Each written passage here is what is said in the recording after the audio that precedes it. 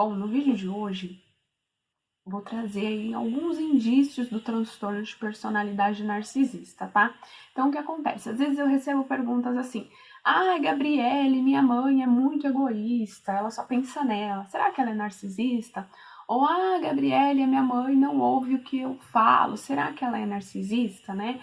Então, eu vou trazer aí alguns indícios, tá? Que possam trazer... possam remeter ao narcisismo, tá? Porque lembrando que a gente tem um espectro, né? Então, todos nós temos traços narcisistas, né? O que vai diferenciar é se é moderado, se é elevado, né? E eu acho que o intuito desse vídeo não é que você consiga diagnosticar sua mãe, seu pai, seu parceiro, sua parceira, seu amigo de trabalho, seu chefe. Não, é você conseguir identificar quando uma pessoa está sendo tóxica, quando não. E aí, a partir do momento que você consegue identificar essa toxicidade da pessoa, você conseguir refletir: eu quero manter essa relação? Faz bem para mim manter essa relação? Porque eu sinto que às vezes a gente tem tanto anseio em querer diagnosticar, né? Principalmente a mãe, se a gente tem muito conflito com a mãe, a gente tende a querer uma resposta do porquê, né? E é como se esse porquê trouxesse uma tranquilidade pra gente, tá? Mas tenha em mente que a partir do momento que você compreende se essa relação com a sua mãe, seja quem for, é tóxica, já é um porquê, né? Então já é um caminho aí para você entender: poxa, não, compreendi melhor a minha relação, né? Porque os filhos de pais narcisistas têm aquilo de se culpar. Então, às vezes, está acontecendo isso com você, e aí, a partir do momento que você compreende: poxa, isso são comportamentos tóxicos e eu não quero pra mim, você consegue separar. Talvez isso te ajude nesse seu porquê que tanto você busca, né? Em dar um diagnóstico, um carimbo para os seus pais. E às vezes não precisa de tudo isso, é você conseguir entender dentro de você o que você aceita ou não em uma relação, e qualquer tipo de relação, né? Seja com familiares também, né, com parentes. Quando eu falo assim, familiares são os parentes mais distantes, então tios, tias, primos, enfim, você conseguindo compreender os seus valores e o que você aceita como pessoa ou não, já te ajuda nesse processo, tá? Então, eu vou ler alguns aqui, eu vou lendo aqui, olhando pro lado para ler, para me lembrar. O primeiro item, né, o primeiro indício aí, é aquela pessoa que parece sentir bem quando você tá infeliz. E aí, às vezes sua mãe ou um colega de trabalho, quando algo dá errado pra você, quando sua vida não tá acontecendo nada de bom, só tragédia, a pessoa solta aquele sorrisinho de canto de boca. Já conheceu alguém assim, né? A gente conta: nossa, fulano, eu tô brigando com meu marido, estamos em crises. E aí ela dá aquele sorrisinho, né? Isso é uma característica, né, de pessoa tóxica. Então eu vou compartilhar com vocês uma história que eu li no livro Filhas de Mães Narcisistas, da Michelle Engelk, onde ela conta, né, a história de uma das pacientes dela. E essa paciente, ela havia terminado um relacionamento. E a mãe, que antes era muito resmungona, reclamona, mudou totalmente o comportamento, estava mais disposta, mais alegre, cantarolava pela casa. É óbvio que às vezes eu estou aumentando um pouco a história, então eu deixo a indicação do livro para você ler e ter a sua própria interpretação, né? Mas enfim, sabe aquilo de quem conta um conto, aumenta um pouco. Mas seguimos.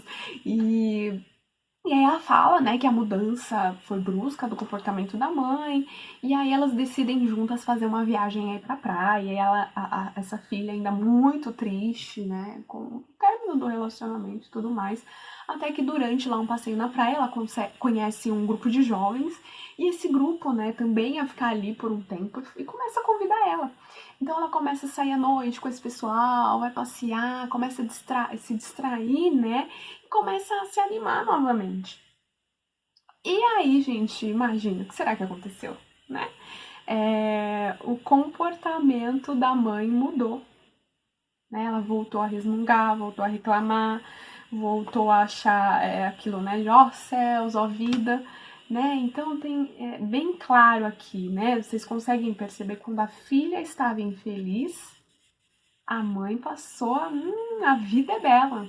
Quando a filha retomou a propriedade da vida dela, começou a se animar, a querer viver mais, a se divertir, a mãe já começou a ficar rabugenta novamente, né? Então tá aí o exemplo claro daquele sorrisinho de canto de boca quando você conta uma coisa ruim que tá acontecendo na sua vida e a outra pessoa meio que fica feliz, né? Então, será que isso é sinal de uma pessoa que a gente deva manter, né, no nosso relacionamento? Eu digo isso quando é um amigo, quando é, enfim, sei lá, um parente distante, né? Fica aí a reflexão para você, tá bom? O segundo ponto é: usa o que estiver ao seu alcance para se sentir bem, independente do efeito que sua atitude possa causar nos outros, né? Então, é aquela pessoa que o que ela quer se sentir bem. Se você está se sentindo bem ou não com o que ela está fazendo, o problema é seu. Aí é você que se resolva, né? Não é com ela. Então não é aquela pessoa que se importa com o outro. Ela é voltada para si, para satisfazer as suas vontades, para que ela seja feliz e o outro que lute, né? O problema é do outro. Então, consegue ver? Isso é um comportamento egoísta, né?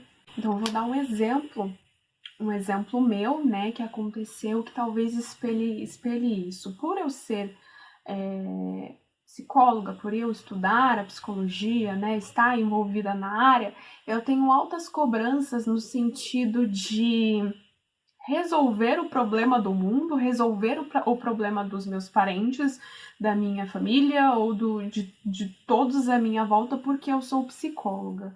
É como se nós psicólogos não pudéssemos ter as nossas dificuldades emocionais ou psicológicas, como se nós não fôssemos humanos, né? E eu precisasse dar conta de todos à minha volta. Então, um exemplo que aconteceu, né? Fora essa cobrança, de eu precisar lidar com tudo isso, enfim, teve um conflito com a minha mãe, né? Não sei se vocês conhecem um pouco da minha história. A minha mãe tem uma questão da superproteção muito tóxica, né?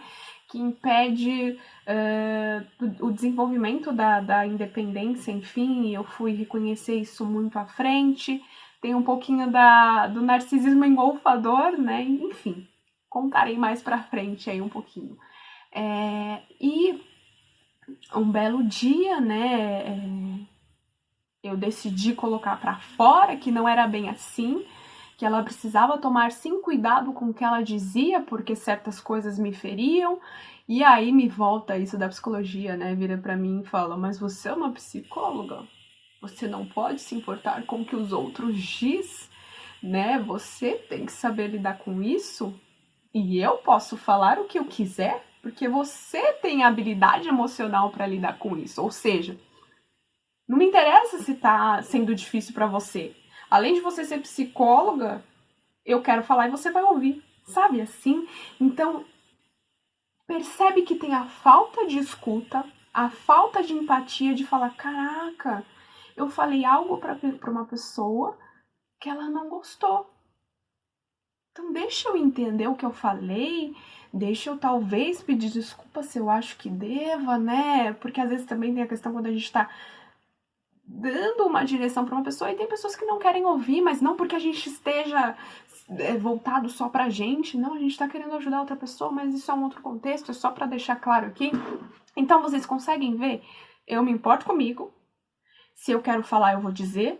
Se vai diferir ou não, o problema é seu, você que lide com isso. Então, assim, é tudo em benefício próprio. Os outros que se... Eu não vou falar a palavra que vocês... vocês que estão vivendo que completem a frase, tá bom? Mas é um exemplo, e esse exemplo particular meu para que vocês consigam ver, né? Então, às vezes, tem mães ou tem parceiros... Não importa o que você está vivendo.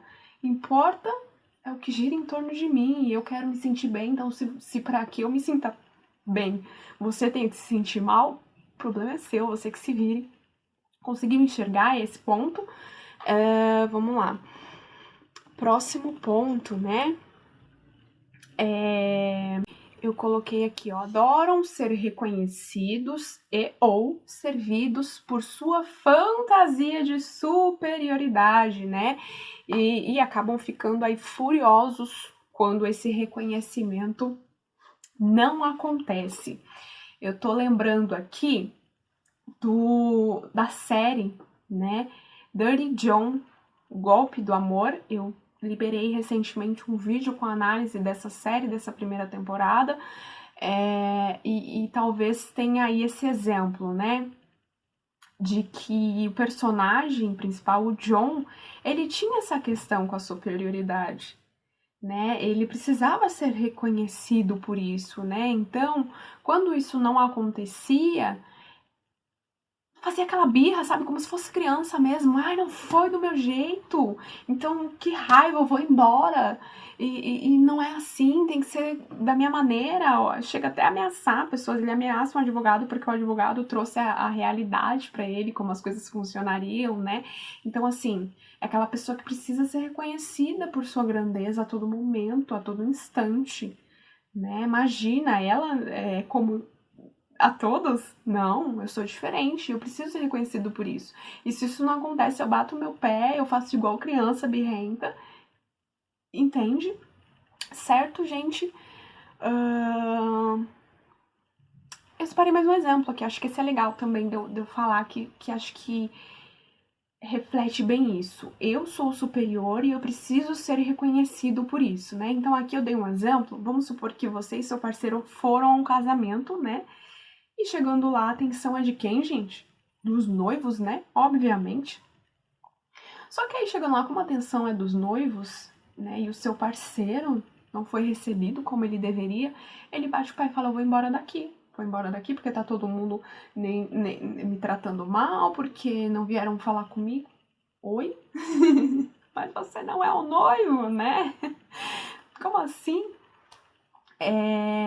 Entende? Ele não foi reconhecido como superioridade naquele lugar, então eu saio dali, eu sou criança birrenta, eu bato o pé e tudo mais, né? Como que não reconhecem a minha grandiosidade nesse lugar, então não merecem a minha presença. Olha só que dramático. Mas vocês conseguem perceber? É mais ou menos assim que funciona. E acho que aí um último item para que a gente encerre esse vídeo, né, para que não fique muito grande, é a dificuldade em escutar o outro, né? Eu acredito que quando a gente tá em uma conversa, a gente gosta dessa troca. É isso que é a comunicação, né? Enquanto eu falo, o outro ouve, e quando for a vez do outro falar, eu ouço, e aí juntos refletimos e tudo mais. Em casos de narcisistas, né, tem essa dificuldade em ouvir, e até de relações tóxicas, né? Não há essa troca. É uma rua de mão única, né? Não tem aí a mão dupla, a troca, o vai e vem, né? E isso acontece muito. Às vezes filhos de mães narcisistas tentam falar a todo momento, tentam se expressar, né? E não são ouvidos diante das suas dificuldades, das suas necessidades, né? É como se elas, sabe, tivessem aí com os ouvidos tapados. O que importa é o que eu tenho a dizer e o que vocês têm que fazer para suprir a minha expectativa, não a sua necessidade. Eu acho que isso volta um pouquinho lá no exemplo particular que eu trouxe, né? Não havia a troca. Ela simplesmente queria falar e eu precisava ouvir. Se eu tivesse que lidar com alguma dificuldade, eu que lidasse depois, né? E afinal, eu sou psicóloga. Entende? Entra aí nessa questão. Eu falo, você ouve. Quando você quiser falar, você se vire.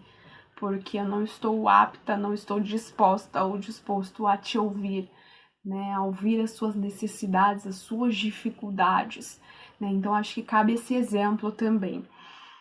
Bom, então acho que é isso, gente. Eu acho que diante desses itens você vai conseguir compreender melhor. Peraí, que relação é essa que eu tô tendo? Será que é uma via de mão única? Não tá havendo essa troca? E aí, a partir do momento, é como se estivesse em suas mãos agora a decisão, né? Como você quer separar isso? como você quer vivenciar isso. Tá sendo bom, não tá para você, né?